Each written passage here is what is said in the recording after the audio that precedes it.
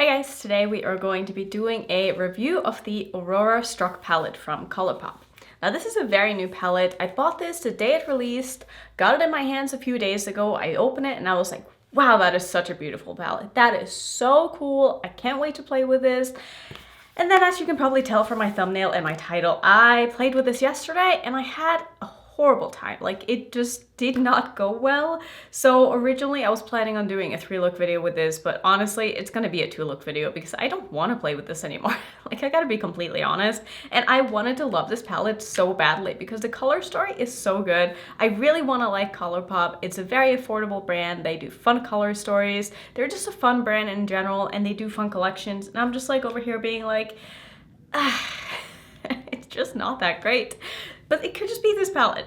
I've tried things from Colourpop in the past that I really like, and so I'm not gonna be like, I hate Colourpop. Like, that's not the case at all, but I haven't tried a lot of things from Colourpop recently, and so I really had high hopes for this palette, and I really like the other things that I've tried recently, so I'm just like, what happened here? Like, I'm not really sure. So let me show you some swatches first, and then I will also show you the look that I have done with this palette before we go ahead and do another look, so that you know what we have to work with, you know why I don't like this palette, and what I'm gonna try to do to fix that, because I do think that there are ways to work around this palette to make it a little bit better. But I just think in general, I mean, you saw the swatches, it did not swatch good at all. There's a lot of duds in this, and I just don't understand why Colourpop has so many different formulas in this palette that are bad when they can do so many good formulas. Like, I just don't understand. They can make really nice eyeshadows. Like, why don't they do that all the time? So yeah, I'm not really sure. So before I show you the look, I'll tell you the shades that I used in the first look. I ended up using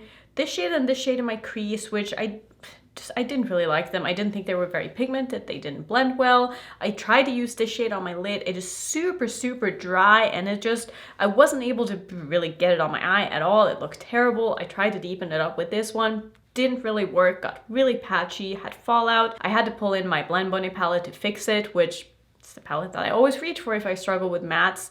I used this shade, I think, on the front portion of my lid. It just didn't look great. So, I mean, I'll roll the footage so you can see for yourself, but it's very rare for me to struggle with eyeshadows the way that I struggle with this palette. Like, I really feel like I've done so many eyeshadow looks by now. I've tried so many formulas. I've tried so many different brands. Like, I feel like I know how to make shadows work for me, and I just felt like with this palette, I was on the struggle bus the whole time. I was getting really frustrated, and I don't know, like, I just don't want to use this palette anymore. If I have a bad experience with a palette, there is no way with my big collection with so many amazing eyeshadow palettes that I'm going to go back to a palette that I don't like. So there might be a lot of shades in here that are wonderful, that are really, really nice. I mean, some of the ones that I swatched beautifully, and some of them looked really nice. And so I want to try to use some of the shades that I think are going to be good for today's look, just because I don't want to have another bad experience, and I don't want to have to like fix my look with something else once I'm done with it. But I just struggled so much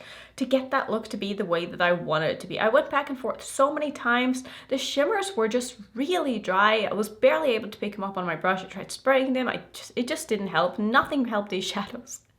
And I hate to be like so negative and be like, oh my god, this is horrible, but I hope you have a better experience than I did if you end up getting this palette, because I wasn't having a good time.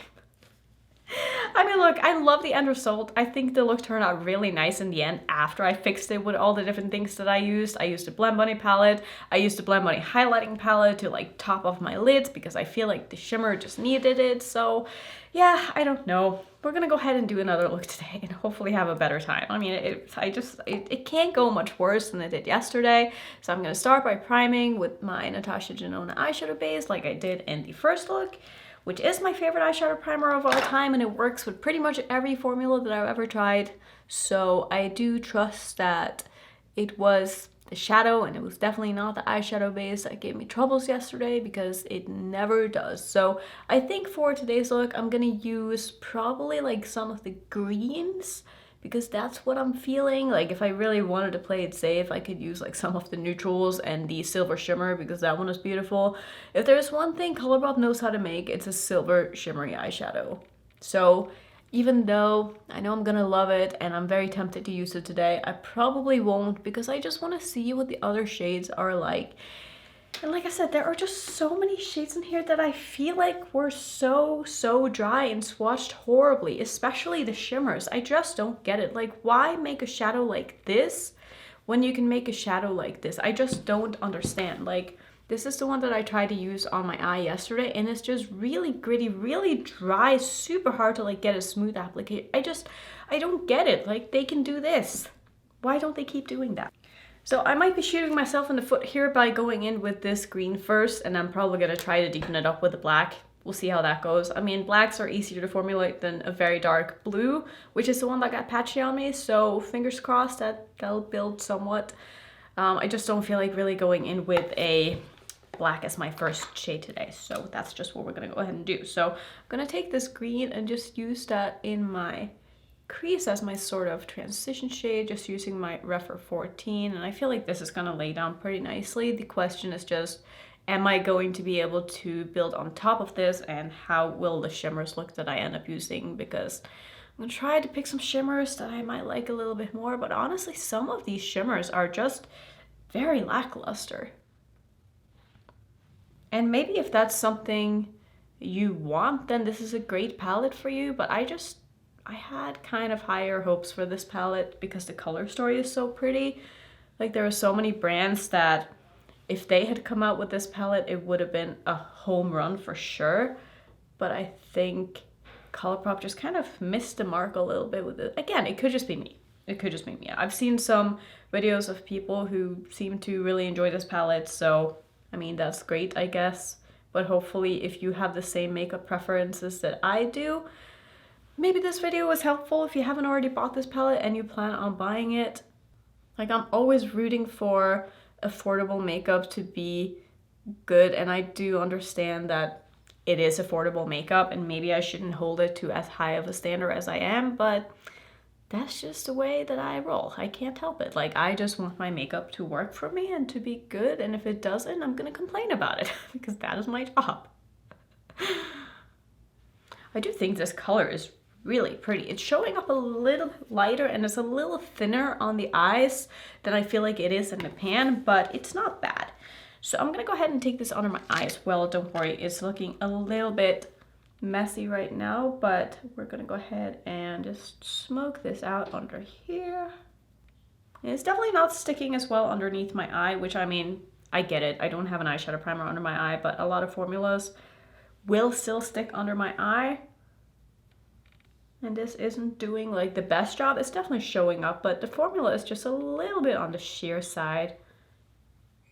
And I don't mind sheer as long as it's buildable, but I don't feel like these are super buildable. I'm gonna wing this out a little bit here and make it sort of a graphic look without being like graphic. I just want to have a little bit of a flick on the outer corner. So I think this looks okay. Next up, I'm gonna take my Rephr 13. We're gonna dip into one of the 5 black shadows in here. Okay, but a lot of these look very similar. There's one here that's sort of a super dark blue with like little glitters in it that are going to disappear and look almost black on the eyes. Then there's a matte black, there's a matte grayish black. I think I'm just gonna go in with the black matte. And I'm just gonna use that to deepen up the outer corner of my eye. This one seems to be layering a lot better than that blue. And I do think, like I said, it's easier to make a black eyeshadow than it is to make a dark blue matte. So this is doing exactly what it is that I wanted to do. It's nice and pigmented. It seems fairly opaque. It builds well. So I'm just gonna take my time here and I'm mostly gonna focus it on the outer portion of my lid and the outer corner, as well as a little bit into my crease. And just the tiniest amount on the very outer corner of my lower lash line, just to connect it to my lid. Well, at least the black is doing what I wanted to do. That's nice, because if the black hadn't behaved, I would have been quite mad, because I probably would have had black all over my face. But this is looking really nice. It's doing what I want it to do. It's not getting everywhere. It's easy to blend. It's easy to build. Not having any issues with that so far. So I think that's what I'm gonna do for like my crease and such. I don't think these are completely even, but when are they ever? So this time I am going to use some glitter primer. I didn't do that in my first look because I didn't know where it was. It was probably right in front of me, but I was in a hurry and I just didn't feel like looking for it. So we are going to use some glitter primer today. I'm just going to put that pretty much all over my lid, layer it a little bit over the black because I am going to put a shimmer on the outer portion of my lid. Okay, now let's see. What do I want to use in here? I feel like I should use a couple of these. I think I'm gonna try to use this shade. Let's see. That looks to be sort of more like a satiny metallic, something in between there. So I'm gonna take that, probably use this shade and this shade or something like that. I want to try to use as many of these as I can. I'm gonna go ahead and put that in the middle of my lid and just kind of blend it into the black. So this is pretty much what I expected it to be. It's sort of a metallic-y satin. I think that's the best way to explain it. It's not super shiny, but it's definitely got a little bit more impact than just a satin shade. It's easy to pick up. It's pretty smooth on the eyes.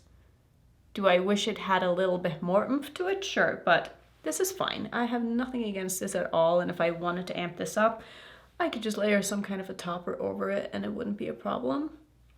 So I'm definitely having a better time today. I think it was just maybe the colors that I used yesterday that just was giving me a hard time, but also I just feel like I said before, if I have a bad experience with a palette, it makes me not want to use it again because I'm worried that all of the other shades are gonna be bad as well, and nobody wants to have a bad makeup day, you know? Especially if you're going somewhere, you're maybe in a hurry, you don't want to spend too long on your makeup, but you still want your makeup to look cute and you want to try something new that you bought.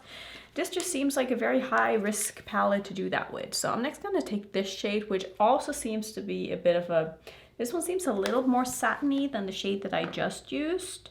So I'm going to put that on the front portion of my, yeah, that's quite a dry shade.